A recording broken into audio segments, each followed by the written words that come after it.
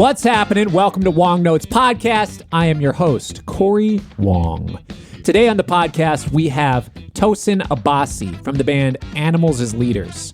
Now, I got hip to Tosin because somebody said, dude, check out this guy. He's doing this insane stuff I have never heard before on the instrument. And of course, it's like, oh yeah, how many times have you heard that? Press play on the video. Whoa, who is this cat? Insane player. And to me, what feels like a total innovator of not just heavy music and extended range guitars. A lot of people lump him in, oh, one of the greatest extended range guitar players of our generation. It's like, no, he's just one of the greatest guitar players of our generation. How about that? And I really feel like he's changing the game and upping the level of the instrument for generations to come. He's got his own guitar company. He's got an insane band who's dedicated his life to the study of the craft and the artistry of the guitar. So I have all kinds of questions for him. Let's not waste any more time. Tosin Abasi. This season of the Wongnotes podcast is sponsored by Neural DSP. All Wongnotes listeners get 30% off with the voucher code WONG. Neural DSP creates industry-leading guitar and bass plugins. The range includes signature plugins from some of the best modern guitarists, such as Cory Wong, Plini, Adam Nolly Getgood, and Tosin Abasi. The archetype Cory Wong gives you everything from crystal clear tones to edge of breakup blues tones, whereas the 14-amp series delivers all the crushing modern metal tones you could possibly need. And that Nameless is my favorite Marshall amp ever. There's a plugin here for every type of player, and you can get a 14-day free trial for every single one of them without even entering your credit card details. Find me another company doing that. Once you've found the ones you like, you get that 30% off your purchase by entering the code WONG at checkout. Tosin, thanks so much for being with us. We are brethren in the Neural DSP family. True. And actually, your plugin is the first Neural DSP plugin that I ever tried after Doug hit me up and said, hey, we're thinking about doing this archetype. We want to do something clean with you. Check out these other ones. See if you think we did a good job. And if you like us, we'll work together. And they crushed it. Your plugins sound sick. Dude, thank you. Yeah, I was blown away by how accurately I literally shipped them my head and my signal chain that was like foundational to my sound. I mean, I've literally plugged in my pedal board into an interface and then loaded the plugin and done an A/B, and it's like, it's the same thing. It's kind of crazy. It's insane. They have some serious programming chops over there. They do, and I'm so happy you made one because yours is crazy good. Because the high gain stuff and even really pristine cleans, I feel like they obviously were able to do that, but you've got certain tones that are just like, I only played your plugin once, and I was like, how am I playing through a computer right now? It has such a... Yeah. I think you killed it with that one. I'm really happy it's part of the offerings because it stands apart in this way that's like super organic and real, and it's like, I don't know, I think it was a killer job. Thanks, man. Well, those guys, like we're saying, those guys are crushing. I don't know what they're doing, but they are doing something right.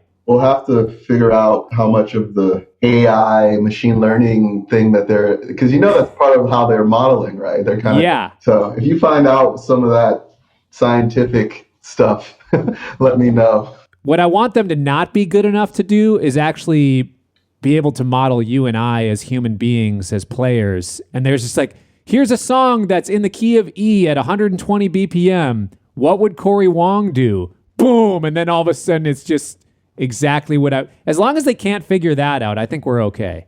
Well, dude, I feel like, unfortunately, it's only a matter of time because they can generate speech, right? They have these AIs that are like generative, and then they also can with deep fakes, they can take data sets of your facial expressions, and over time, they can just model you saying things you never said, right? I've seen those videos, and that is scary. So how far removed is that from feeding in every album you've played on, a bunch of live stuff? They feed it all in. I feel like we're one step away from the actual Cory Wong plugin.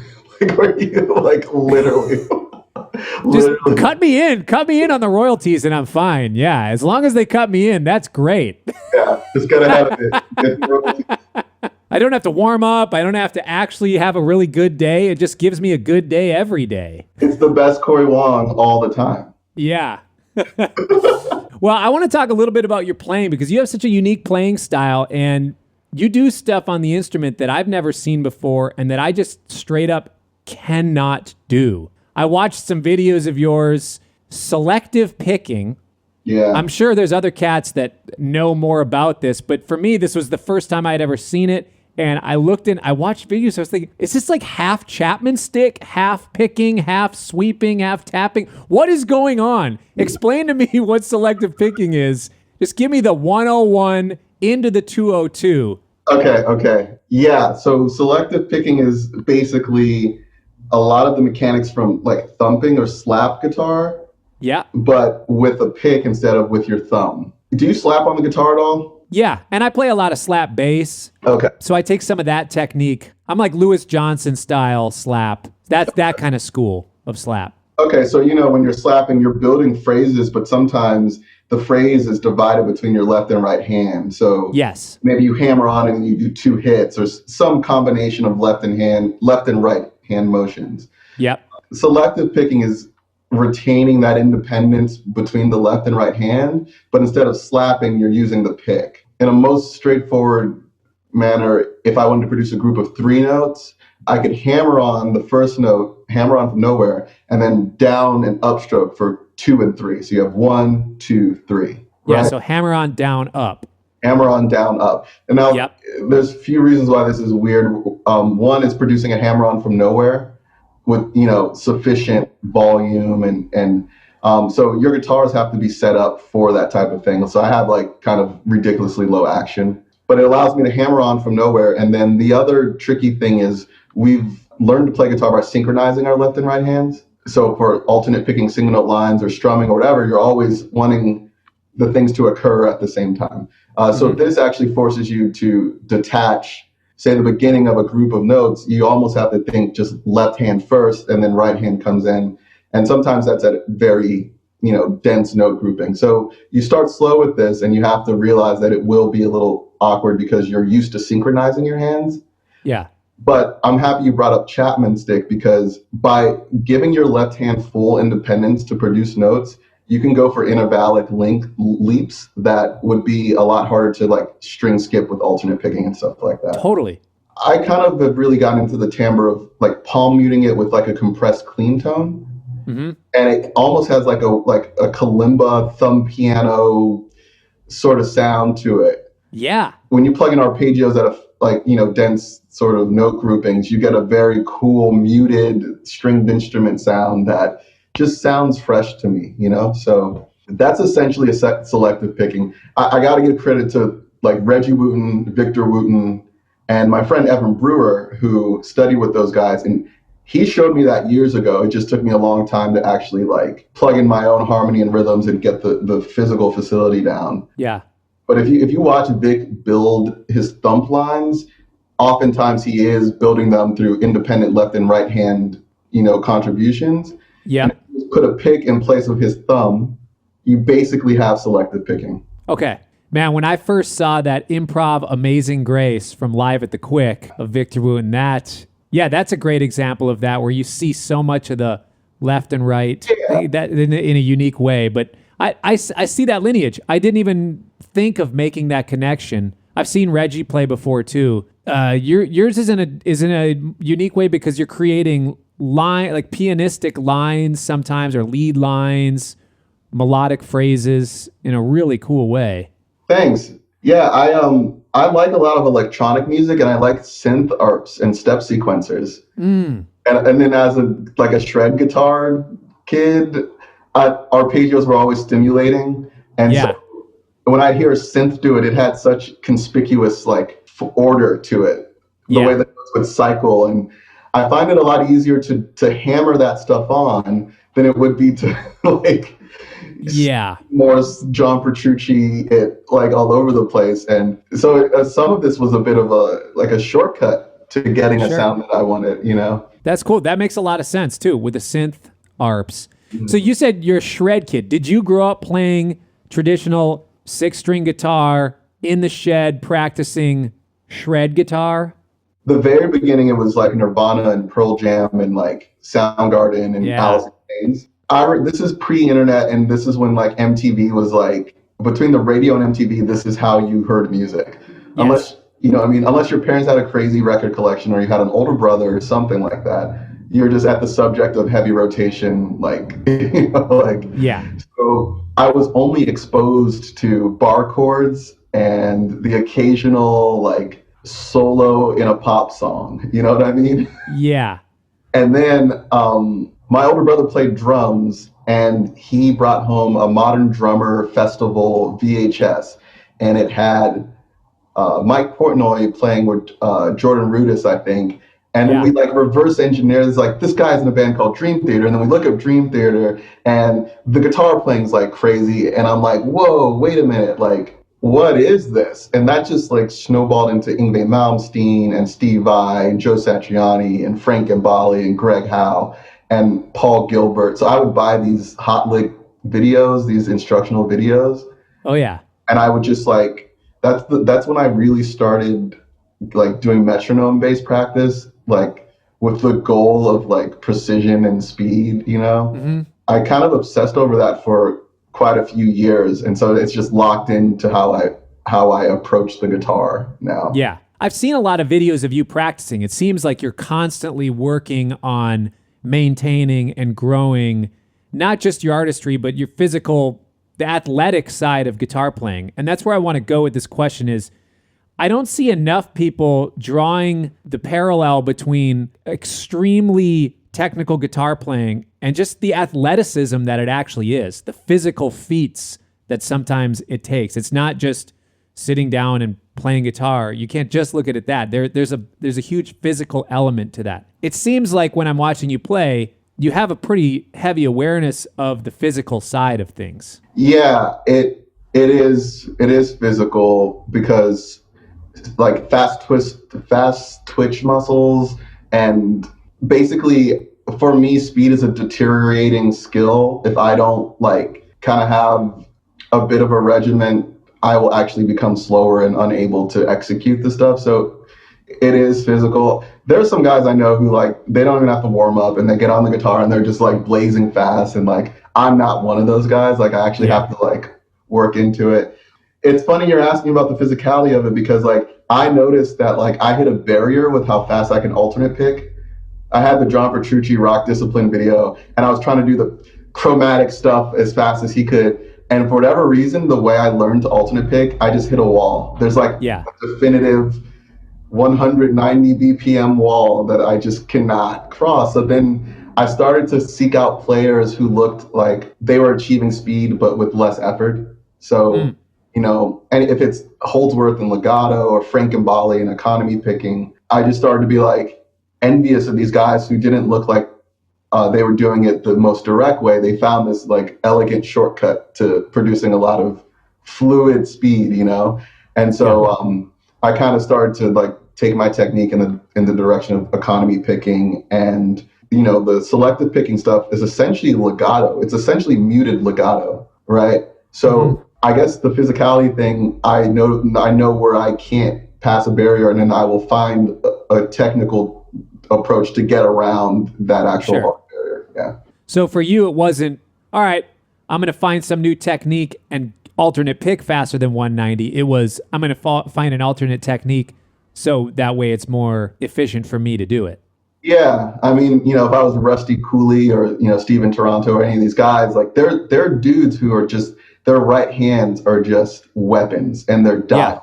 And it's like, but I actually am not one of those guys. And in a way, it's kind of worked out for me because it's forced me to try to make up for that in other ways, you know? Sure. So you mentioned fast twitch muscle, and I know plenty of those cats that, whether it be drummers, bass players, on any instrument, there's some people that can just sit down and just blaze faster than I'll ever be able to blaze in my entire life, and they don't have to warm up to do it.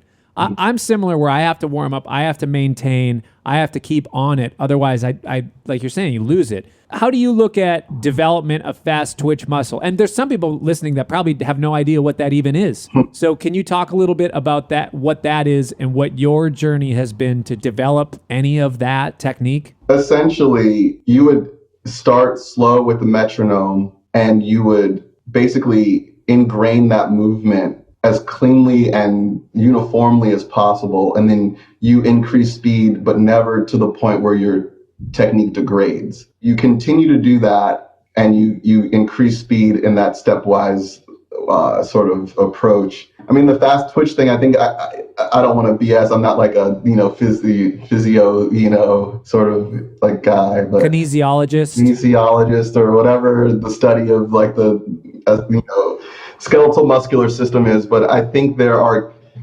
categories of muscle fibers, and the smaller ones that rapidly respond are different than the large groups that do like larger eccentric and concentric motion.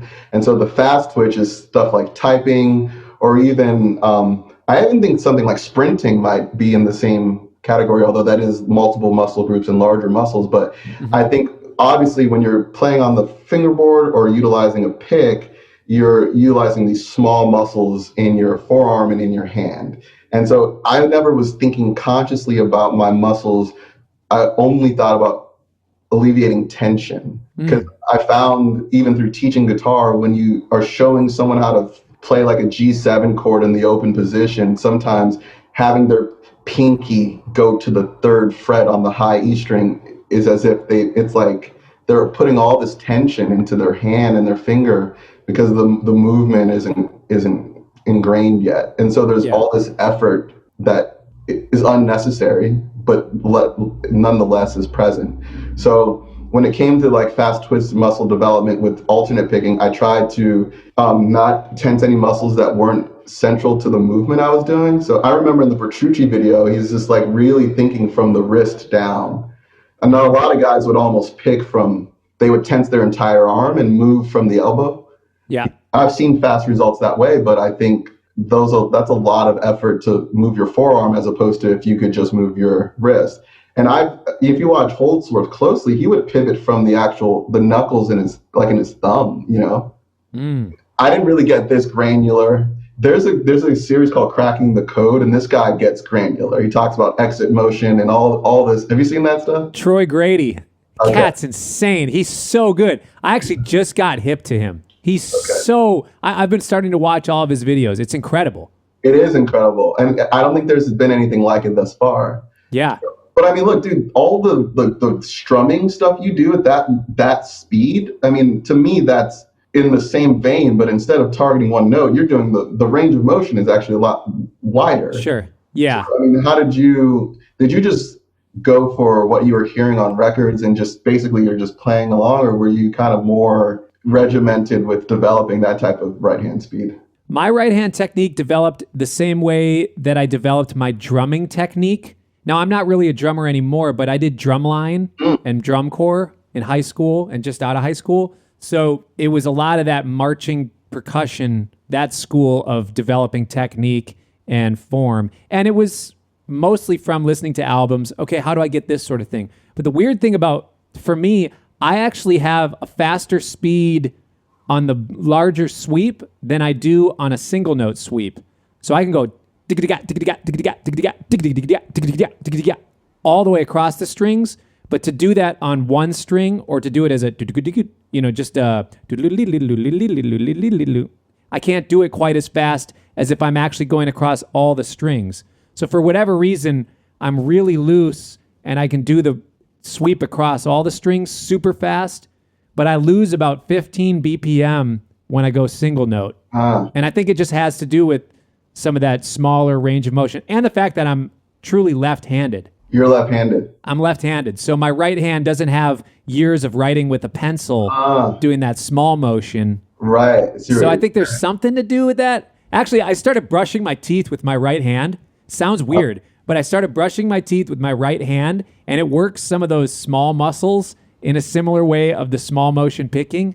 And it sounds crazy, but I feel like I have more muscular control down there. That's cool. Yeah. Do you think with your right hand, when you're doing the larger range of motion, are you throwing your hand in a way, or are you like actually utilizing, like it reminds me of Raschiato, like what flamenco players do, Yeah. where like they're kind of flicking their whole hand. Is that kind of how you're doing it? Yeah. I mean, I know it's kind of disgusting looking at it, but I have the open fingers thing. Yeah. And, it's like this floppy hand that a lot of it is that just the twist of a wrist, like opening a doorknob. Mm-hmm. But then it is some of that flicking, like if I have water on my hand, flicking it off my hand sort of thing. Yeah. I think that's why you're getting different levels of speed, because you're kind of doing it differently. Like, Yeah. Yeah. Yeah. It's funny. Did you ever feel like you wanted to go beyond?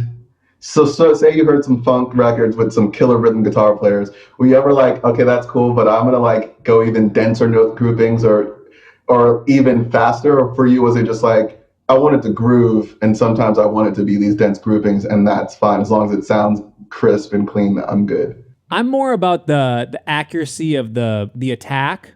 Mm. And for me, it's that articulation that matters more to me. That rather than the super fast of it. I haven't listened to anything and thought, oh man, I want to crank that up 60 BPM and whatever. Like, because for me, it's not. I think Guitar Olympics is really fun, but I haven't necessarily heard something and thought, oh man, I want to crank the subdivision double on that. Yeah.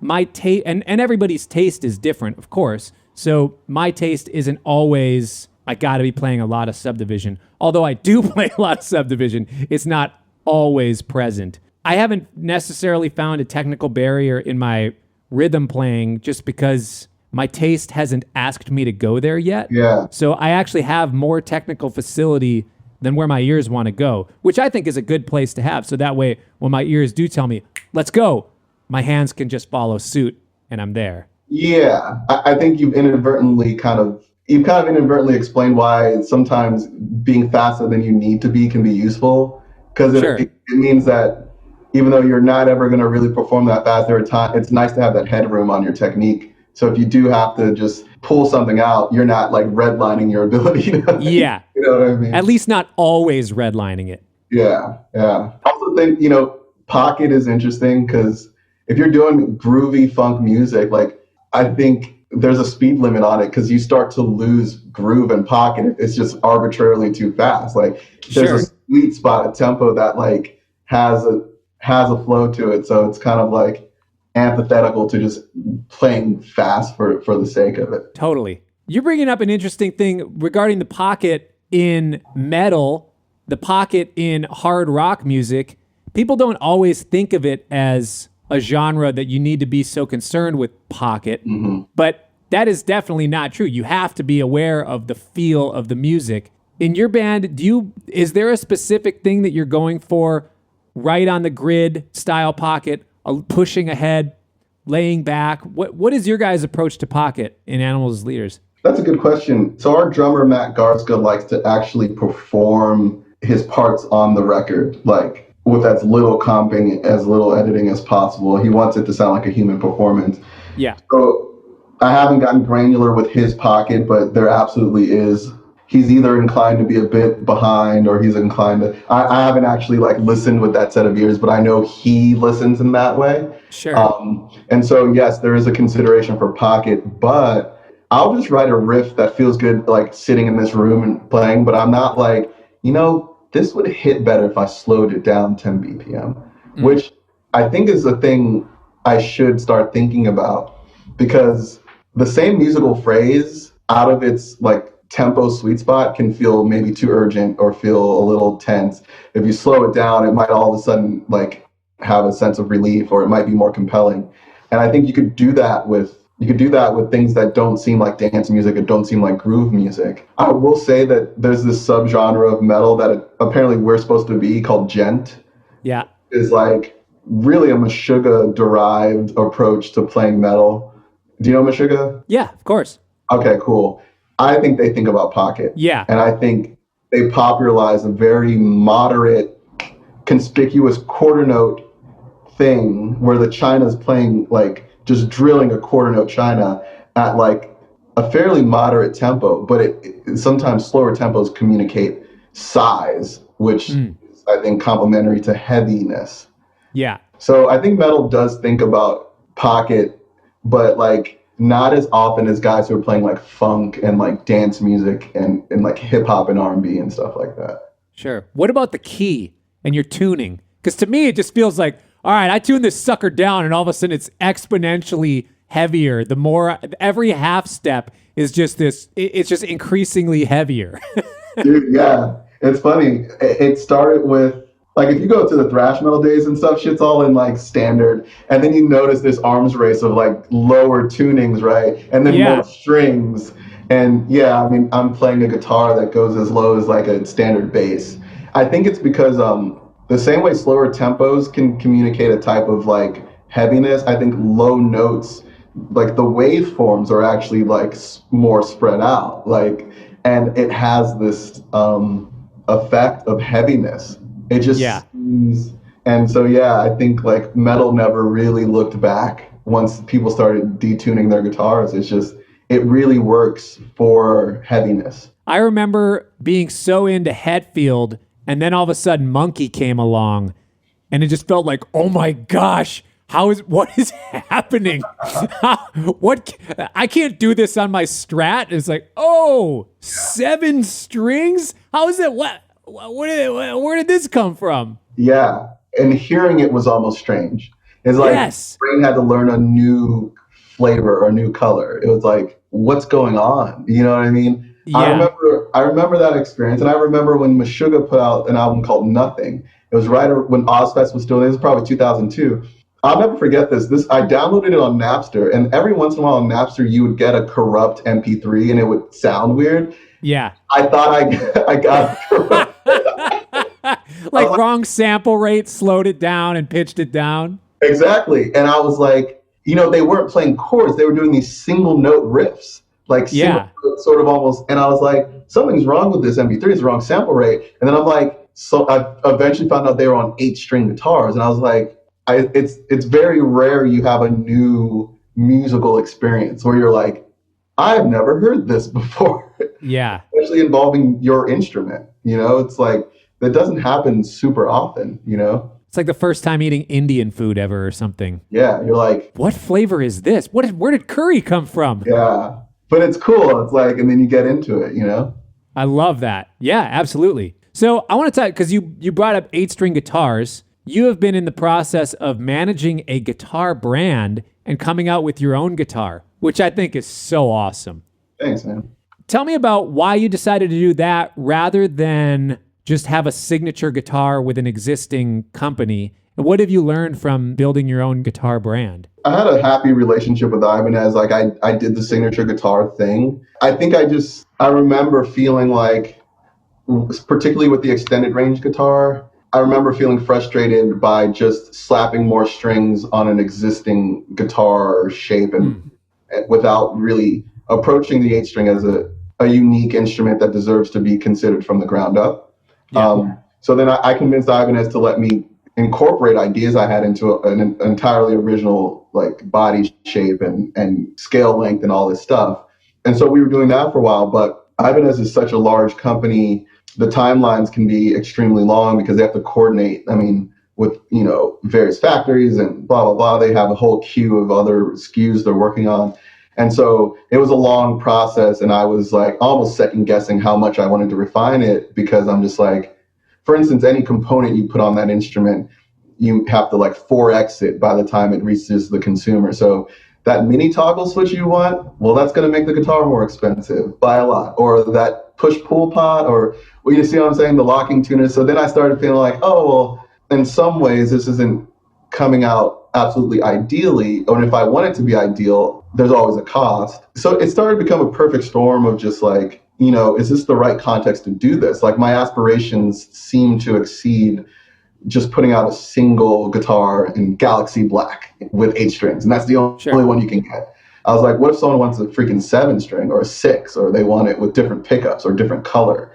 And I live in Southern California, and there are guitar builders here. It's kind of the hub of a lot of great legendary brands. Sir's here, Tom Anderson's here, Grover Jackson's here. So it's actually like became realistic that I could take my original design and just have it made in the United States. So we attempted a custom shop model that became too complex. There's a long trajectory of learning things the hard way in real time. Manufacturing is very complicated for various reasons. Like lead times on various components coming from various parts of the country and various parts of the world. You know, wood is a dynamic material that is subject to moisture and temperature, and the particular consumers in my genre of guitar stuff are like extremely let's say well educated and have a very high standard of quality. And they're not afraid to share their opinions on such things. You are correct, sir.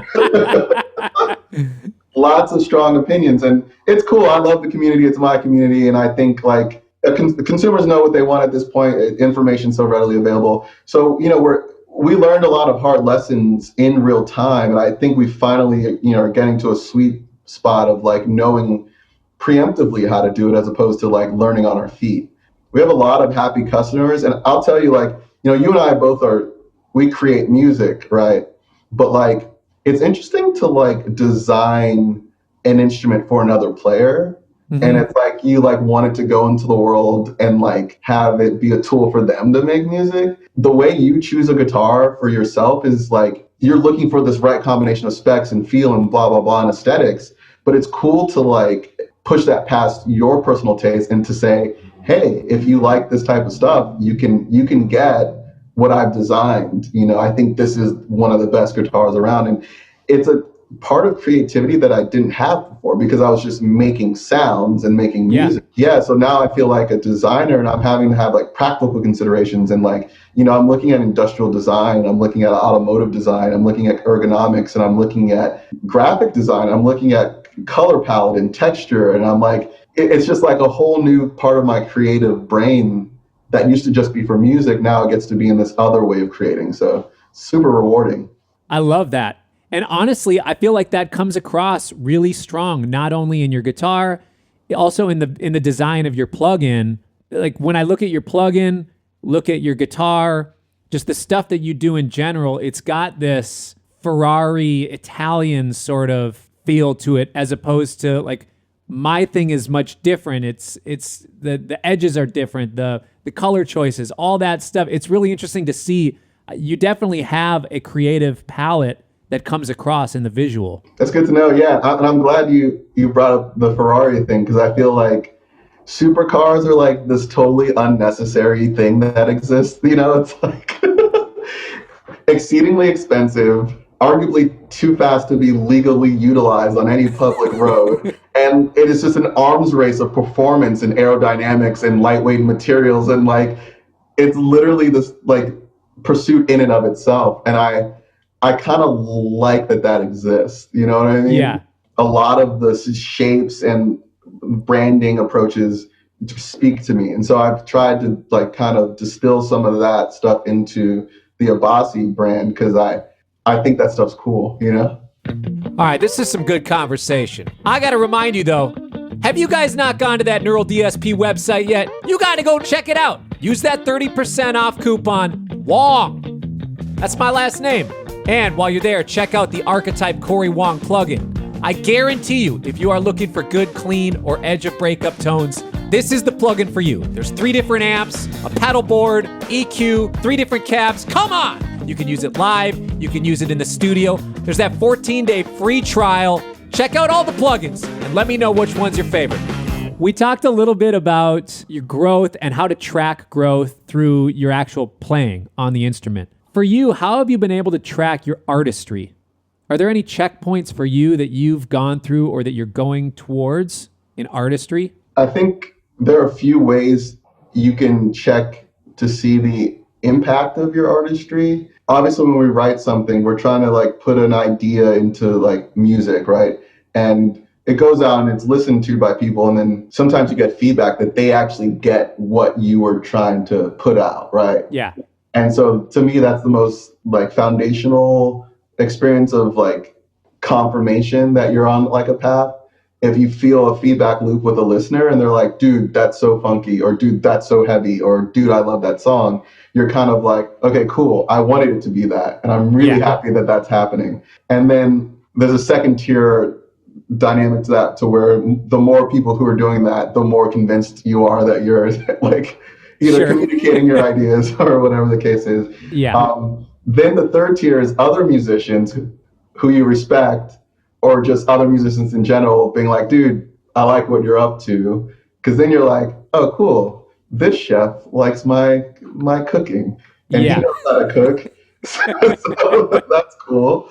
And then I think internally, I don't know if you have this experience, but like, do you feel like it's impossible to like your own songs as much as you like just some other person's, whether it's another band or whatever, merely because it came from a different mind? And like, you can never love your own stuff as much as you love like your favorite other, you know what I'm saying? I know exactly what you're saying. I think for me, it's more in the listening to my own guitar playing. Nobody hears me play my riffs and my style as much as me, because anytime I do it, I hear it.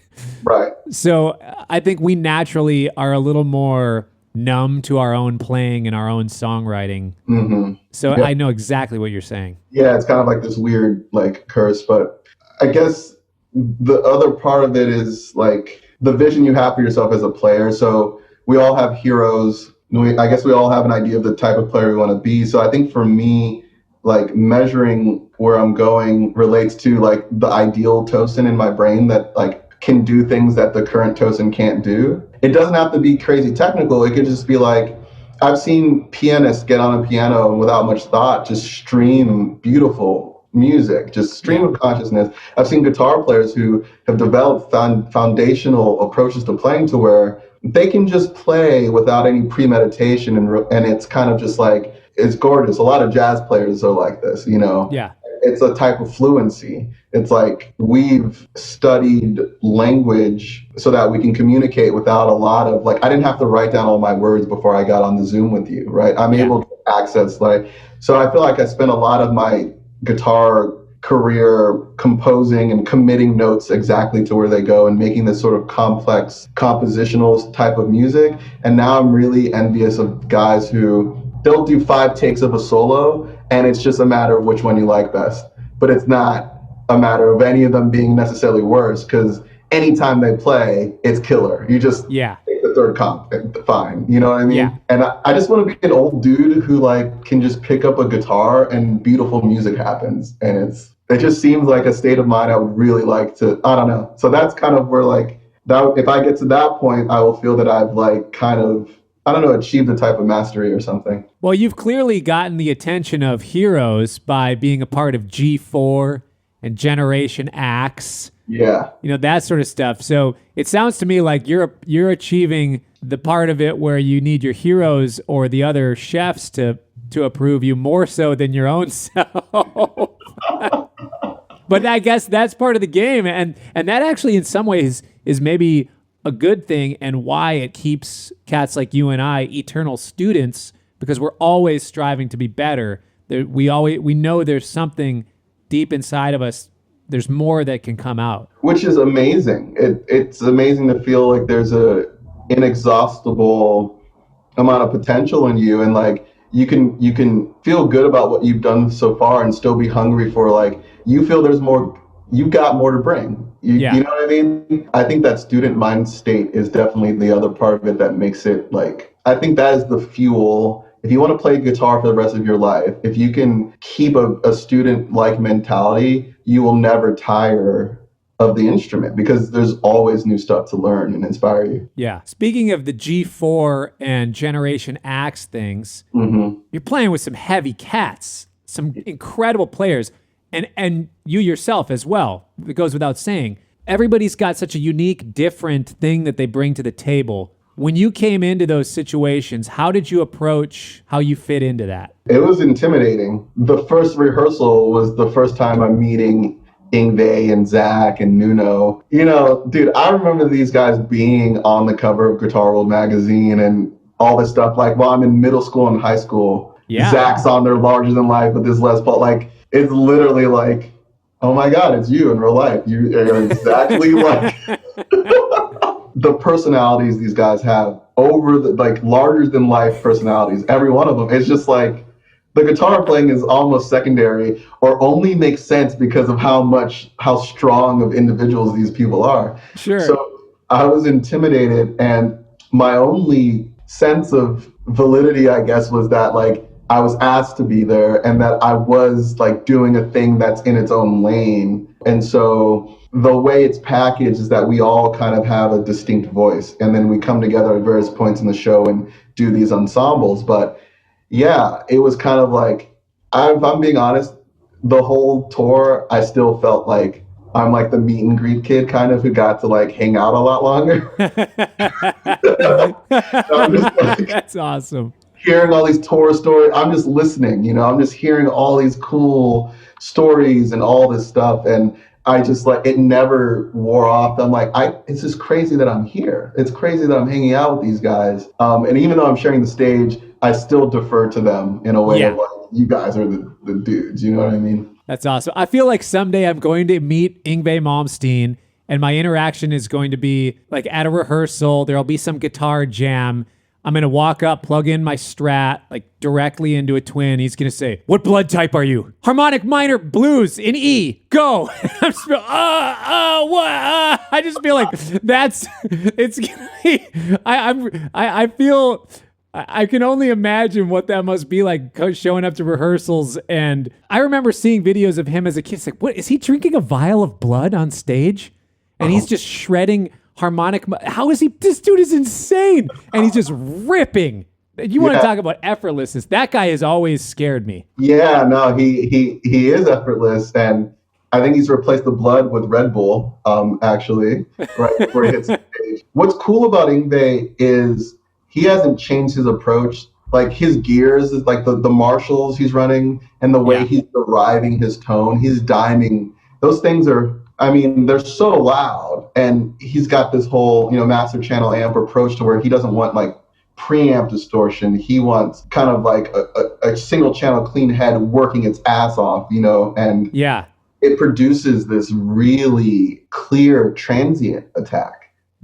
His rig, it cuts in a way that, you know, is representative of like how he's driving the amplifier. And, you know, look, I think as a Strat player, if this scenario you created where you plug into a twin, you got him interested with the Strat for sure. That is true. That's true. We're Stratocaster brethren.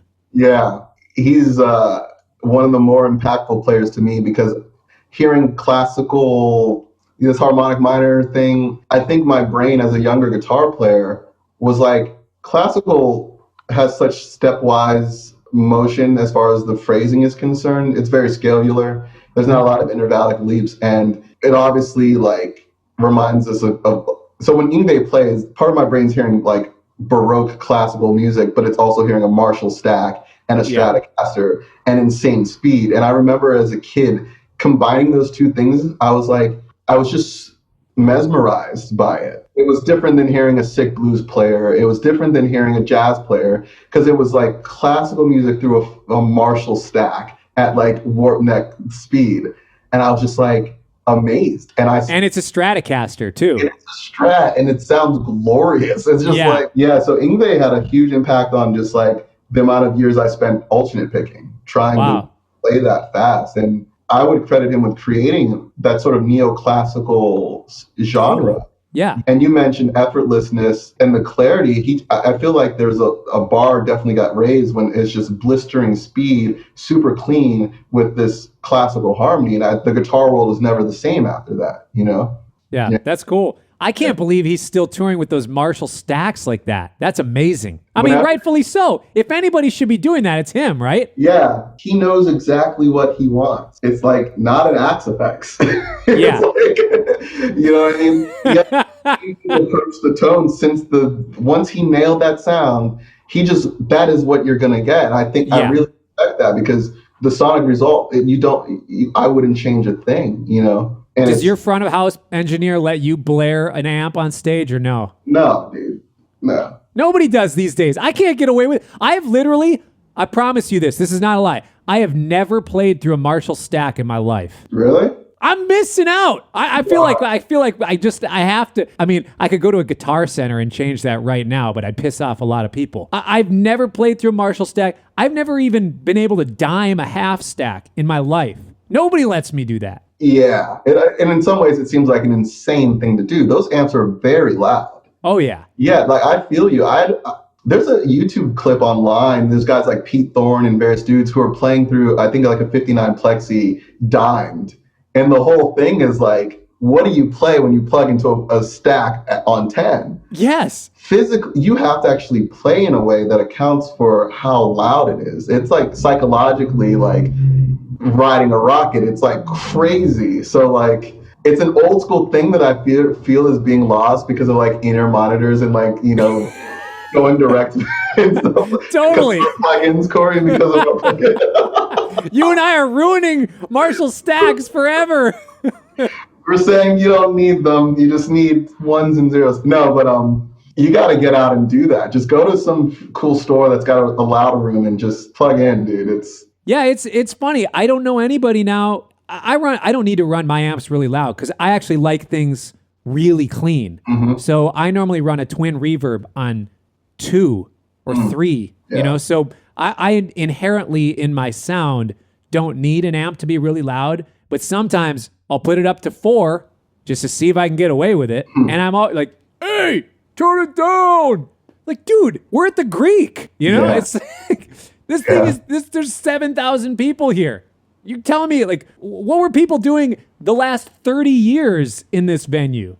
They were figuring it out and they were cranking that sucker. But I do respect having a little more control over the sound. And yeah, I don't need to be super loud. So I'm not a stickler about turning up. You're too reasonable. I guess so. I feel like there are some artists who hire front of house dudes who are not going to tell them to turn down. It's like, you know what I mean? It's like an inverted thing where it's like, no, you figure it out. This is how loud the amp is.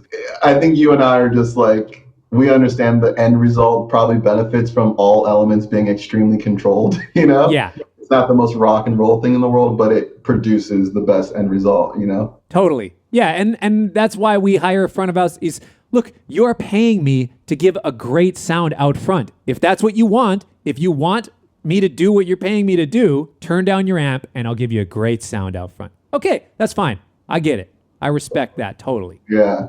Are you on In-Ears Lab or do you listen to the room? I have been on In-Ears when I tour. When I go out and do festivals and stuff, I just throw and go and that's fine. But we've been on In-Ears the last couple years. It's a gnarly mix, man. You get a lot of channels, a lot of members. It's like, that's crazy. Yeah, I mean, it's cool, though. The thing is, a lot of times people switching off between instruments, then like somebody hits the keyboards a lot harder than somebody else, you know, or like Woody plays the B3 a lot quieter than the way that Joey or Jack does. So then there's level changes there. But I think it's just figuring out how to compromise all of that. And we got a good crew. They look after us. That's cool, man. Remember touring? I do remember touring. Yeah, sometimes I have to watch videos to see what it feels like to have an audience there.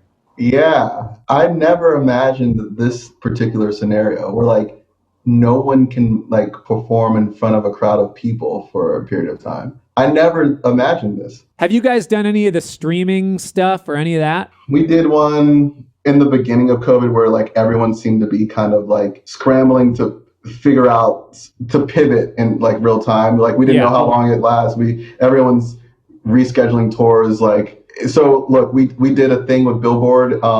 It was cool, but it's not the same. And because I think being on stage with a bunch of people feels like interactive and there's a feedback loop, and just, you know, putting something on the internet is a little different. So I haven't been that inspired necessarily by like the full band performances. I would say, like, if we were more improvisational, then it's like, cool, every time we perform, you're going to get different versions of the songs, and that's worth something. But we're not doing a bunch of online concerts. It's just kind of like, I think we're going to focus on the album and try to get back on stage as soon as we're able, as soon as anyone's able to. Yeah. I have one last concept I want to talk to you about. Mm-hmm. It's kind of a two-part thing. When you're writing music that's instrumental, understanding that the general public, and again, I'm generalizing here, but in general, the general public, it takes a lot more effort to listen to instrumental music. What have you guys done to keep instrumental music, the music that you guys are doing, interesting with longer forms and with a lot of stuff going on? Or you're just playing what you want to play and you're not even caring about that? It's kind of the latter. I'm often playing what I want to play and then trying to refine it to the point as a body of music to be impactful to a listener. So how long does something repeat? Can we change the second time this section comes by doing something with accents or doing it halftime? You make all these sort of decisions to mold the song into something that's more compelling. But instrumental music is interesting because, I think a lot of people don't gravitate towards it. They're waiting for a human voice or lyrics. It's kind of, it centers the song. It anchors the song in verses and choruses. And like, I think the human brain responds to human voices very differently than it does to like a distorted guitar. So I consciously knew that it wouldn't be for everyone, but like, I felt like that's where my value is. It's like, I'm not Tom York. I'm not going to be writing like really cool songs while I'm singing. I'm a guitar nerd who wants to really explore the far reaches of guitar. And I think there are other nerds out there. And so I'm like, I'm happy when people make very specific guitar music for my consumption. Yeah. It has inspired me. And so I try to make the same type of offering. And I think it's compelling primarily to other musicians. So we're not afraid of musical complexity or long song forms or unconventional song forms. And I think the ways in which we might try to hook people are the same ways in which any songwriter would. So I think groove can be super compelling, and obviously melody can be super compelling. We sometimes consciously turn on those elements in order to enroll people, but it's a pretty like masturbatory, self-indulgent approach to writing in general that we have. I love that. And that feels to me like what you're doing translates into honest art. Because it's what you're catering to the fan base that's basically also you. Right. Like stuff that you're going to want to listen to also. So I think that's really cool. And I recognize that in listening to your music, that it feels really honest and it's awesome. I love what you guys are doing. Thanks, man. I'm happy to hear that. Yeah. Mutual appreciation going on here. Thanks, man. Yeah. Well, Tosin, thanks so much for joining us today. Is there anything else? You guys said you're working on a new album right now. Anything that you want to leave us with? What can we expect? Give us a cliffhanger. Animals as Leaders is working with Misha Mansour of Periphery on production, and we have some really cool songs already written and recorded, and I think the timeline is like early next year you'll start getting singles. So yeah, it's been a long time and we're excited to just show people what we've been up to. Awesome. I'm excited to hear it. Thanks so much for joining us, and hopefully we'll see each other in person sometime. Yeah, man, post-COVID. There you have it. If you're not familiar with Tosin, get hip and check out Abasi Concepts. Amazing guitars. Seriously, they are beautiful. This was going to be the last episode of the season, but I decided, wait a minute. I need to interview Luke. Steve Lukather. He's going to be with us next week. Great interview. I actually just did the interview, so, we do these things ahead of time. These aren't live because it's a podcast. So we'll see you next time. Peace.